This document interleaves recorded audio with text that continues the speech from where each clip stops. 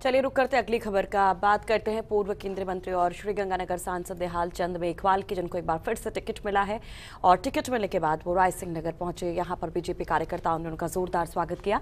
First India से खास बातचीत में मेघवाल ने अपनी बेबाक बात रखी। वे इस बार 7वीं बार चुनाव मैदान में हैं। 1996 से लेकर आज तक बीजेपी उन पर विश्वास जता रही है। मेघवाल से खास बातचीत की हमारे सहयोगी हेम सिंह राजपुरोहित ने।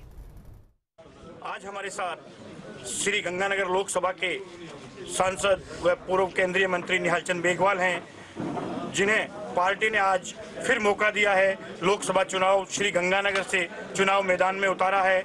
निहाल चंद जी टिकट मिलने के बाद आज ब्रह्माणी माता के दर्शन करने के बाद रायसिंह नगर पहुंचे हैं। तो इन्हीं से ही जानते हैं कि जो चुनाव में मुख्य मुद्दे क्या रहेंगे, क्या इनकी उपलब्धियां रही हैं। मैं इतना कहना चाहूँगा कि लोकसभा चुनाव का ऐलान हो चुका है और लोकसभा चुनाव में हम लोग पार्टी के प्रत्याशी के रूप में मैं जनता की अदालत में हूँ। आज से 5 साल पहले जब मैं यहाँ से सांसद बना था, 5 साल से लेकर आज तक इस क्षेत्र में विकास की योजनाओं में हमने भागीदारी जताई। चाहे रेलवे का हो, चाहे NHA का हो, चाहे पानी का मामला हो, चाहे नहरों का मामला हो, सब में केंद्र सरकार और राजस्थान सरकार ने पैसे दिए हैं। मैं समझता हूँ कि विकास के मुद्दे को लेकर हम लोग जनता की अदालत में जाएंगे और विकास के नाम पे हम लोग वोट मांगेंगे। आपकी कोई बड़ी उपलब्धियां जो गत 5 वर्षों में रही हो? हमने यहाँ पे पिछले 5 साल के अंदर 13 नई ट्रेन की शुरुआत की है। हर रेलवे स्टेशन हमारा नया बना है। हमने गंगानगर जिले में एक सिंथेटिक ट्रैक बनाया है जो राजस्थान का सबसे बड़ा ट्रैक है। हमने यहाँ पे पासपोर्ट कार्यालय 70 साल के इतिहास में पहली बार एक नया खोला है। हमने यहाँ पे नहरें, राजस्थान कैनाल के लिए 3400 करोड़ रुपए, भाखड़ा के लिए और गंग कैनाल के लिए हम लोगों ने पैसे दिए। पहली बार हमने हरी के बैराज की सफाई की। 64 करोड़ रुपए की सहायता राशि राजस्थान की तत्कालीन मुख्यमंत्री आदरणीय वसुंधरा जी ने दी। हमने इस क्षेत्र में NHA की सारी सड़कें हमने बनाने का काम किया है। निहाल चंद जी, अब आगामी जो लोकसभा का चुनाव है, जनता के बीच जो बड़ी कमियां आपकी कोई रह गई हो, जिन मुद्दों को आप हल करना चाहते हैं, वो कोई बड़ी बताएं कमी, जिसमें जो कमी रही हो जो 5 वर्षों में पूरी करना चाहे। वैसे तो केंद्र सरकार ने सीधा ग्राम पंचायत को पैसा दिया है। हमने एक ग्राम पंचायत को इंडिपेंडेंट बॉडी बनाया है और केंद्र सरकार से सीधा पैसा ग्राम पंचायत के खाते में देने की शुरुआत हुई है। लेकिन फिर भी ऐसे कई काम हैं, जैसे मेडिकल कॉलेज की गंगानगर में थी, वो अभी कमी महसूस हो रही है। जैसे गंगानगर में एग्रीकल्चर यूनिवर्सिटी की जो थी, वो भी कमी महसूस हो रही है।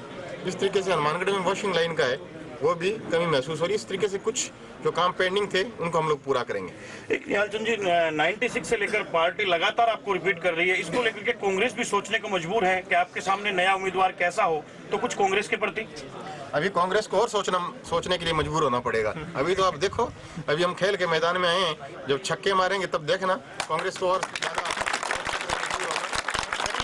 मैं इतना कह सकता हूँ कि पिछले 50 साल के इतिहास में मेरा परिवार राजनीति में रहा है, आज तक कोई लांछन नहीं लगा सका।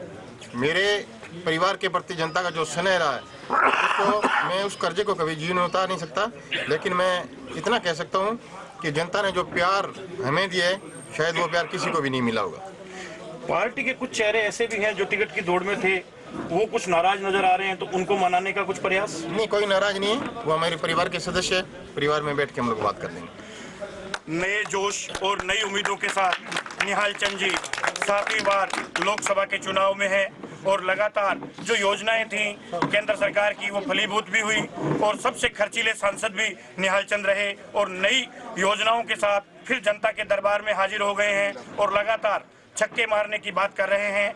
मतदाताओं को लगातार लोकसभा चुनाव में कितना लुभा पाएंगे, ये तो भविष्य के गर्भ में है। कैमरा पर्सन शंकर राजमंदिर के साथ हेम सिंह राजपुरोहित, फर्स्ट इंडिया, रायसिंह नगर।